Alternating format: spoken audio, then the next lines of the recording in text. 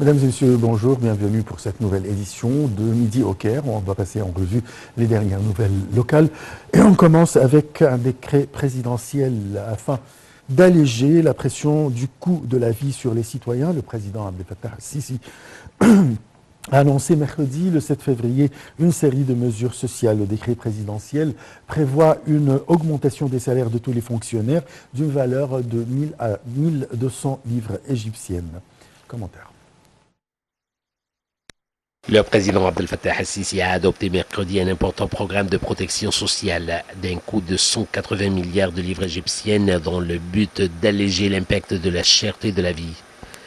Il s'agit notamment d'une augmentation de 1000 à 1200 livres égyptiennes des salaires et des nouveaux seuils de 6000 livres du salaire minimum de tous les fonctionnaires du gouvernement.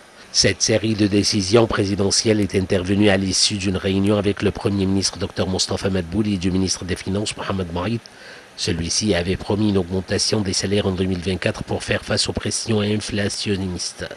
Le programme de protection sociale qui entrera en vigueur dès le mois de mars comprend une augmentation de 15% des pensions retraite pour près de 13 millions de citoyens avec un coût total de 74 milliards de livres ainsi qu'une augmentation de 15% des pensions sociales de Takaful Karama, Solidarité et Dignité, avec un coût de 5,5 milliards de livres.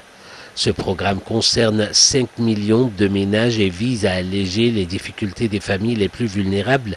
41 milliards de livres égyptiennes y seront consacrés au cours de l'exercice 2024-2025. Le paquet social prévoit également de rehausser de 33% le seuil d'exonération fiscale de l'impôt sur le revenu pour inclure les salariés des secteurs publics et privés dont le revenu annuel est en dessous de 60 000 livres. Une mesure qui coûterait au Trésor public 5 milliards de livres par an. Les décisions du chef de l'État comprennent également l'allocation de 15 milliards de livres pour l'augmentation des salaires de certaines professions ciblées, médecins, infirmiers, enseignants et professeurs universitaires. De cette somme, 8,1 milliards de livres seront consacrés à une augmentation des salaires mensuels des enseignants du cycle universitaire. 1,6 milliard de livres seront alloués à l'augmentation des salaires des membres du corps enseignant dans les universités, les instituts et les centres de recherche et 4,5 milliards de livres aux primes mensuelles du personnel médical. Depuis avril 2022, 4 augmentations des salaires et des retraites ont été appliquées. Quant au seuil du salaire minimum, il est passé de 1600 à 4000 livres au cours des 4 dernières années. En septembre dernier, le président Sisi avait annoncé une augmentation du salaire minimum de 3500 à 4000 livres égyptiennes, enchaînant avec une précédente hausse en mars de la même année de 3000 livres à 3500 livres égyptiennes.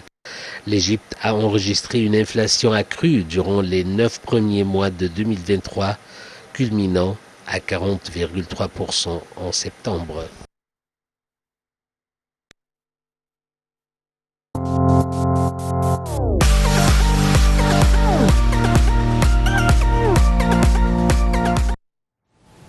La présidence égyptienne a répondu aux allégations du président américain Joe Biden concernant l'acheminement de l'aide humanitaire aux Palestiniens via le poste frontalier de Rafah. Elle a déclaré que le terminal a été ouvert du côté égyptien sans restriction ni condition dès le premier instant.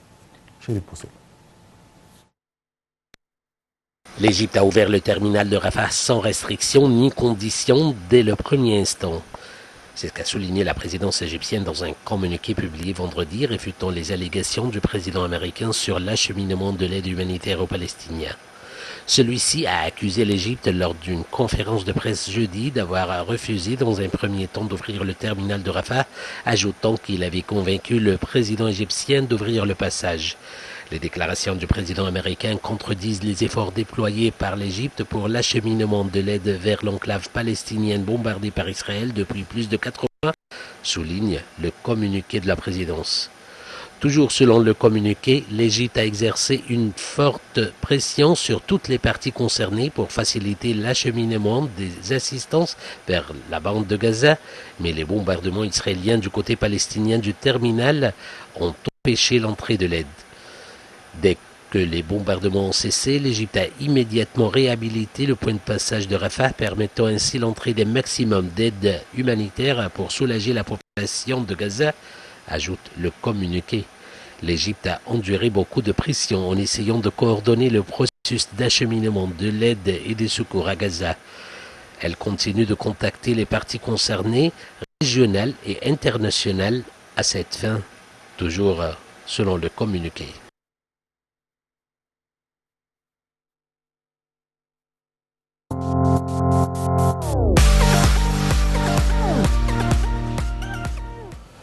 Le Premier ministre Moustapha Madbouli a enjoint au gouvernement de remédier optimalement aux plaintes des citoyens et de prioriser celles déposées dans le secteur de la santé et celles des catégories prioritaires sur fond des défis actuels.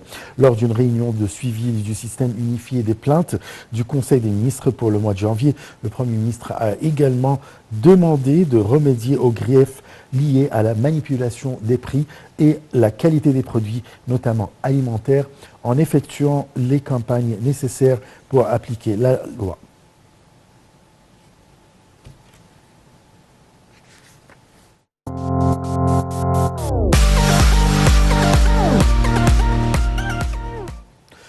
La réunion consultative arabe tenue à Riyad a souligné la nécessité de prendre des mesures irréversibles pour établir un État palestinien.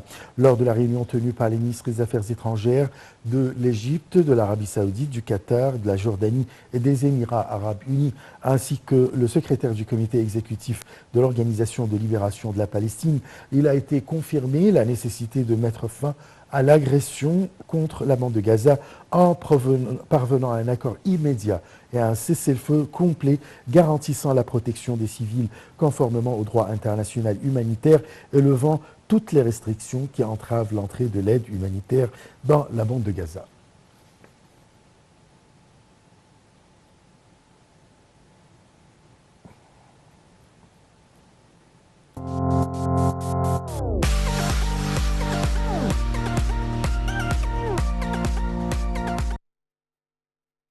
Le ministre des Transports, Kamel Al-Wazir, a inspecté le réseau de trains électriques à grande vitesse qui couvrira toutes les régions du pays et desservira les zones urbaines et industrielles nouvelles et existantes, ainsi que les zones touristiques et agricoles modernes. Il a déclaré que le train électrique s'intégrera également aux aéroports, aux ports maritimes et aux routes terrestres pour assurer un transport multimodal et relier les ports maritimes, les ports secs et les centres logistiques. Il a ajouté que le train soutiendra également le développement urbain durable.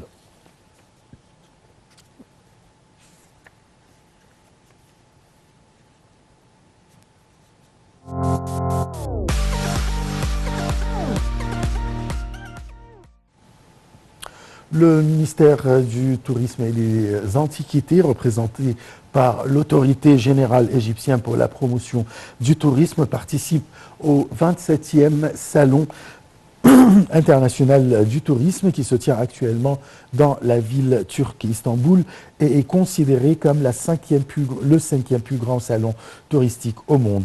Le pavillon égyptien a été inauguré par un nombre de responsables dirigés par le gouverneur d'Istanbul, le PDG de l'autorité générale égyptienne pour la promotion du tourisme et l'organisatrice de l'exposition.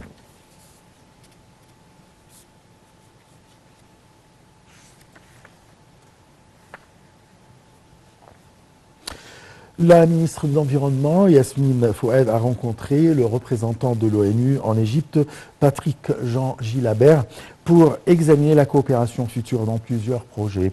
Madame Fouad a qualifié de fructueuse la coopération entre son ministère et l'ONUDI, qui a favorisé la comptabilité entre l'industrie et l'environnement. Cette coopération s'est élargie pour inclure des domaines écologiques, selon la ministre.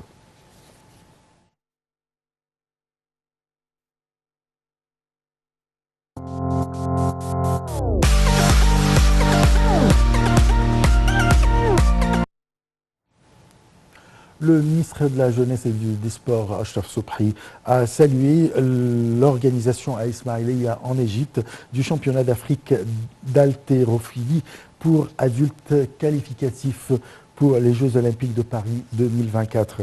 Le ministre a fait l'éloge des résultats de nos héros égyptiens, dont les résultats ont dominé le tableau des médailles du championnat d'Afrique d'haltérophilie, avec jusqu'à présent 17 médailles d'or, 8 d'argent et 4 de bronze, soit un total de 29 médailles.